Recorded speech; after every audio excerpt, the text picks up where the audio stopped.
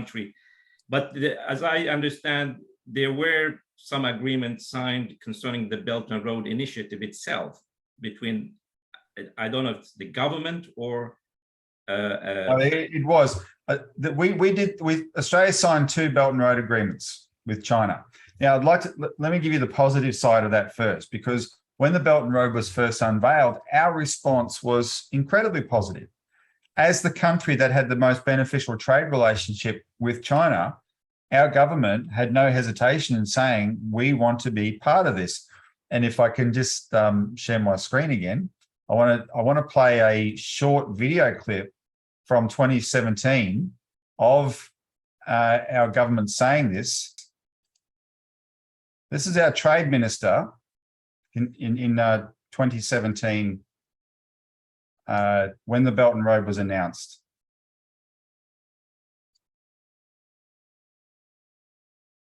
Australia's Trade Minister says China's Belt and Road Initiative will provide a win-win opportunity after attending the summit in Beijing over the last couple of days. Stephen Shobo is heading to Hanoi for the APEC Trade Ministers meeting. He's currently in Hong Kong today and joins us now from there. Minister, great to have you. Of course, win-win is the preferred terminology from Beijing. You've said that you want to see the details of this $78 billion infrastructure push. What are you hoping or expecting that Australia might be able to get out of it? Well, Australia's got a great track record with the financing, the design, and the construction of infrastructure. I think that there's real opportunity for us to be able to work in a complementary way with this initiative. Australia, of course, has a great relationship with China, especially when it comes to trade. We've got a lot of knowledge and experience that we can share. So I'm very confident that going forward, Australia will be able to play its role as part of the broader initiative being executed across the various countries and throughout Asia and into Europe. So that was our trade minister at the time. In 2017, it was greeted with great enthusiasm. We saw benefits. When I say we, our government saw benefits for Australia straight away, economic opportunities for Australia. So the federal government, the Commonwealth government, signed a Belt and Road agreement with China that related to Australia participating with China in third-party projects. So we would get opportunities, say in Papua New Guinea or in Indonesia or in one of the other Southeast Asian nations, etc., maybe a Pacific Island nation, etc. We had a memorandum of understanding for that. Now, the terms of that have not been made public, but I just know that it happened. There was a second agreement signed by the government of the state I live in, Victoria, and it was a state government agreement with China, a memorandum of understanding of participating in Belt and Road. Now, this became controversial, but before I go too far into that, I just want to make the point, because of the controversy, the terms of the agreement became public, and they were very benign. There was nothing binding on the Victorian government from the agreement. It was just the paper equivalent of a handshake. Yeah, let's do business, thumbs up, right? What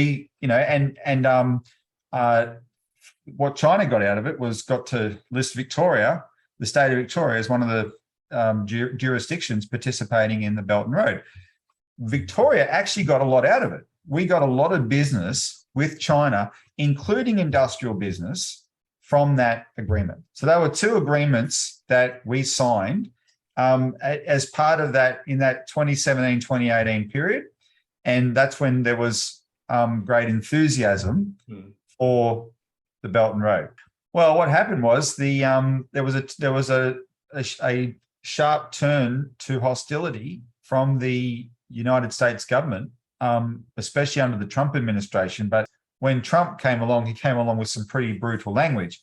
Now, that said, I think our government never really understood Trump, but they were very much in collusion, I think, with the worst elements in the Trump administration. People like Peter Navarro and Mike Pompeo and John Bolton, real xenophobes, real China haters, right? And so suddenly there was this intense pressure to demonize everything to do with China, and suddenly the Belt and Road was a threat.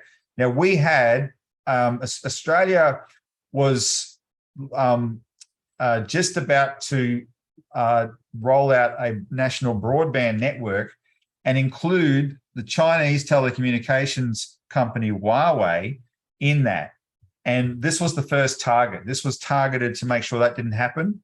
And with the strategic targeting by the United States and their Australian collaborators, they didn't just demonize Huawei, they demonized the entire Belt and Road, right? And so for all the years starting with the Trump administration, what had been positive up until then suddenly became very negative, right? But even up until mid-2019, in fact, June 2019, so that's 3 years ago, and that was 2 years into Trump's presidency, 2.5 years into Trump's presidency, our Prime Minister then, Scott Morrison, said, we welcome the contribution Belt and Road can make to the region. That's what he said in June 2019.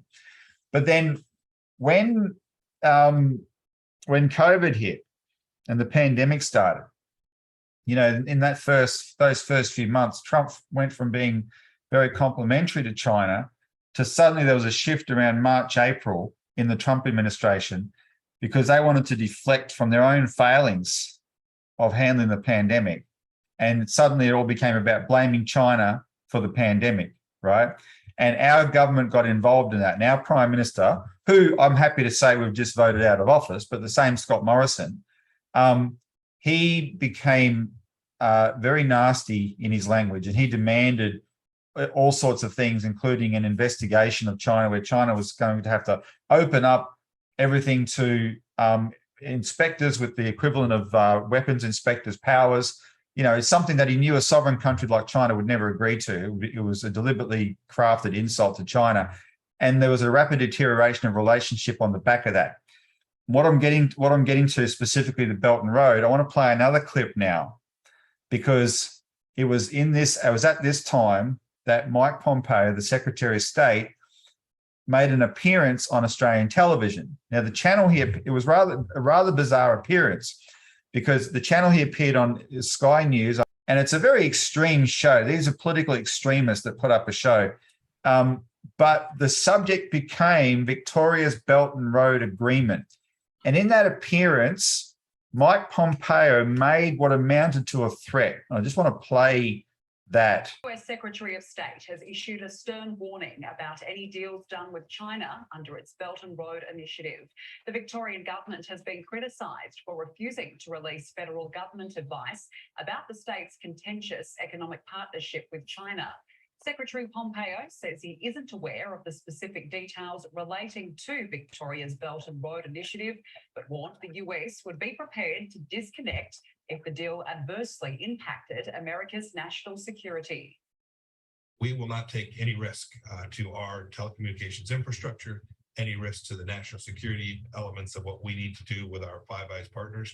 We're going to protect and preserve the security of those institutions. So I don't know the nature of those projects precisely, but to the extent they have an adverse impact on our ability to protect telecommunications from our private citizens or security networks for our defense and intelligence communities, we will simply disconnect. We will simply separate. We're going to preserve trusted networks for important information.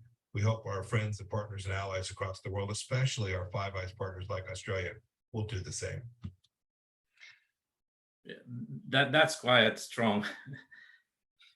And you heard him say, we don't know the nature of these agreements because at that time it hadn't come. When it came out later, it was so benign it wasn't funny. It had nothing to do with telecommunications. Yet on the back of that appearance, our federal government passed a law to override Victoria's agreement, the state agreement, and force it to be torn up, even though it amounted to not very much.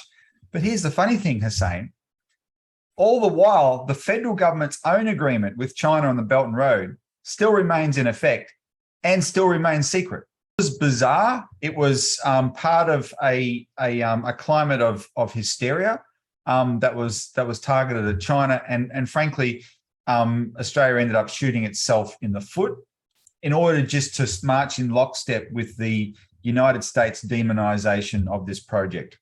Yeah, there was a, maybe it's good that it's still active, that the MOU, the federal government MOU